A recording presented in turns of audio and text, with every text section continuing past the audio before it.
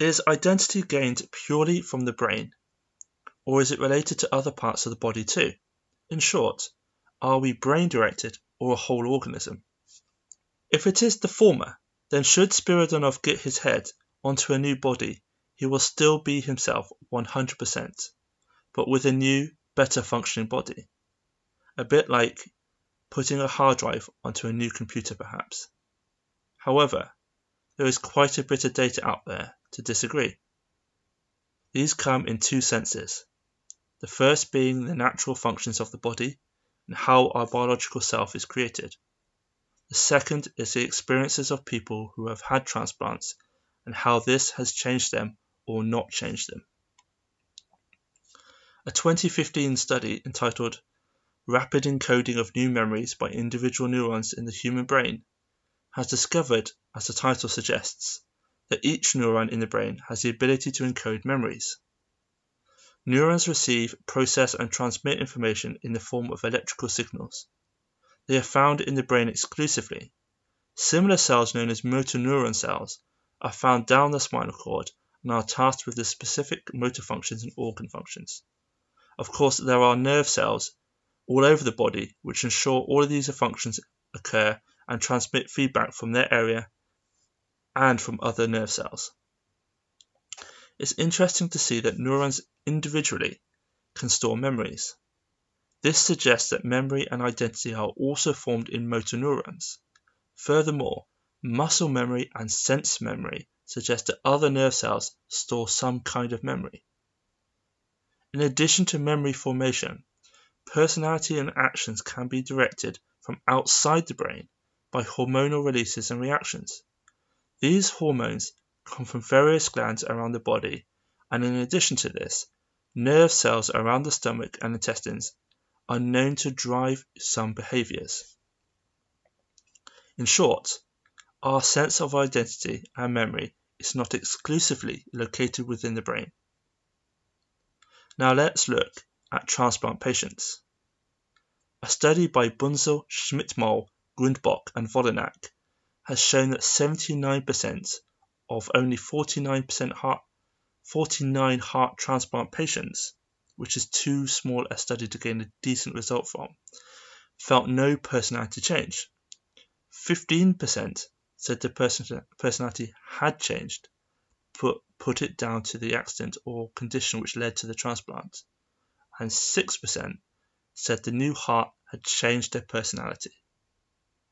The study does suggest, however, that a large proportion of the 79% who said no changed showed defense and denial reactions, which suggest that they were hiding actual changes. If a larger study has not been done, it should be, because this is quite an interesting area to look at. And just remember, these were just from transplanted hearts. But what about a whole section? The heart or kidney is a single organ. However, a hand transplant includes various tissues and body systems, nervous, circulatory, muscular, and skeletal. The first hand transplant was a medical success, but a psychological failure. Clint Hallam, a Kiwi convict pretending to be an Australian, stopped taking his anti-rejection medicine, forcing a hand removal operation when he felt too unsettled by the presence of a foreign appendage. Was this psychological, intellectual, or philosophical? Or was the body rejecting the hand for being from a different organism? Having a whole new body appears to be forging two different organisms into one whole. It's grafting apple trees.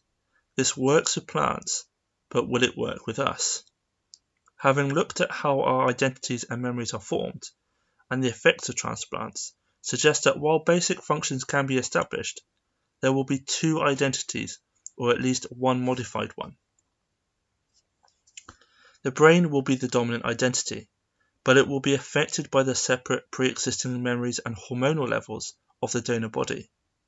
Anecdotal evidence has shown that some people with heart transplants take on different activities and feelings post-operation.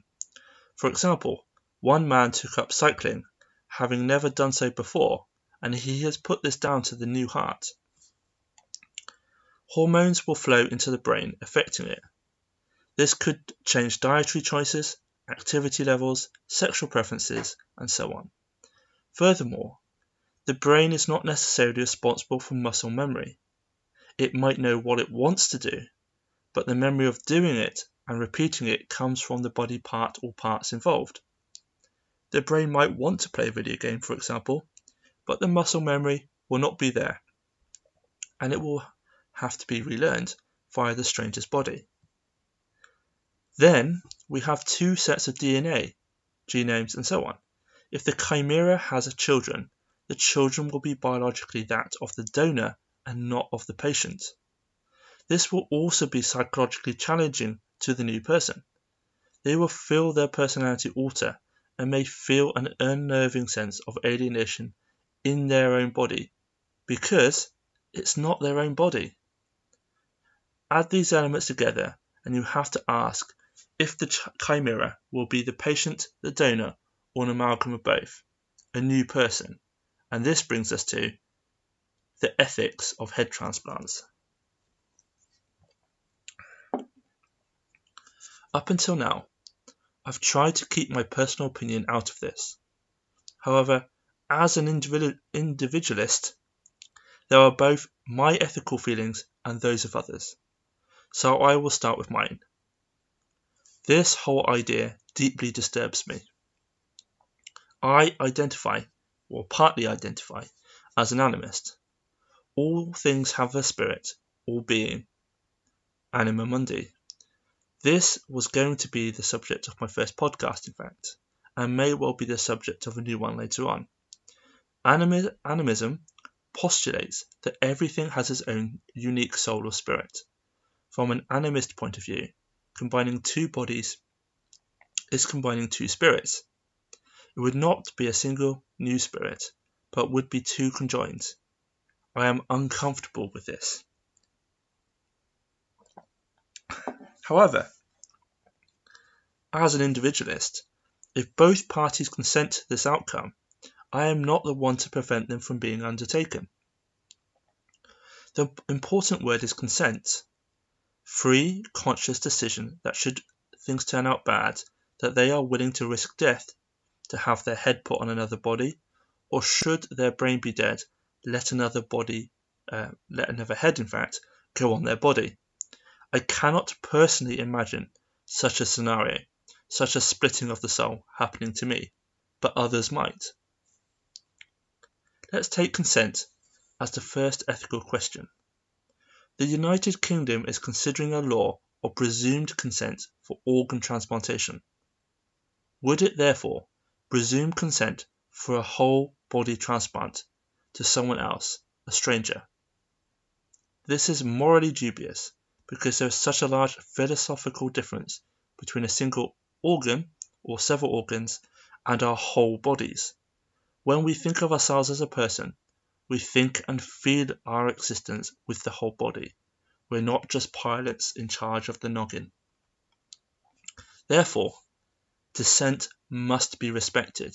And in fact, I would go as far as to say there should be no presumed consent at all, but a total opt-in system.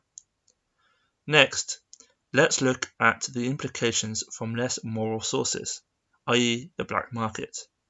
I am not necessarily opposed to black markets, so long as they do not hurt others or facilitate others being hurt. If head transplantation became relatively easy and commonplace, it is natural to assume that those who could afford it may wish to have it done to prevent aging and death. We know some people traffic in body parts illegally already, kidneys, hearts, etc. They are harvested by gangs and rogue doctors. We know people of all ages and backgrounds are trafficked for work, for sex, for drug running, and so on. We can presume, therefore, that collectivists who do not value people as individuals will see outsiders or certain other groups as being okay to pick from for a whole new body. They will induce brain death or just not give a damn about them, being perfectly functional human beings and individuals.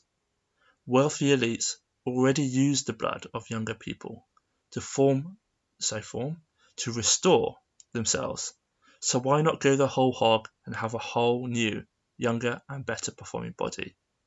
It would be the organic counterpoint to transhumanism, which seeks to put us into another form, such as an electronic signal or program, like the movie Transcendence.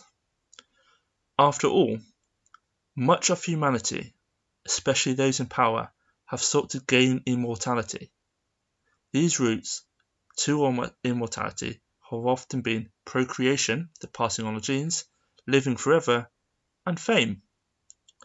Do we want to see the bodies of innocent people being harvested? I don't. As alluded to above, another ethical issue surrounds identity. This is not about a set of ticked boxes based on gender, race, ethnicity, religious belief, etc., but the core identity as an individual. Would the person be an individual? Or would they be two people, or a new person altogether? There are many legal conundrums with this. Does a spouse lose all legal and moral rights associated with a relationship when the body of their loved one gets a new head? If states run identity programs based on fingerprints and DNA, what would happen to the two sets of records? Would they be combined into a new one? Would the body's legal, wealth, debt, and inheritances be passed on to the new head? For that matter, would the police have to test in the future heads and bodies just to make sure that they're not dealing with a chimera criminal? Anyway, carrying on. Furthermore, what would their date of birth be? It's highly improbable that the body and head are exactly the same age down to the year, month, day, and hour. And if we're looking at cosmetic head transplants, they most certainly will not be. They will be decades apart. To answer this, legal systems would have to ask whether the body is dead or transplanted. Can a whole body be transplanted? If so, it then redefines identity solely in the head or brain. If not, we define the self as the whole body. States will want to rule on this and impose their absolute rules on all. But truly, we are the owners of our own bodies, and ultimately, only we should be allowed to say yay or nay.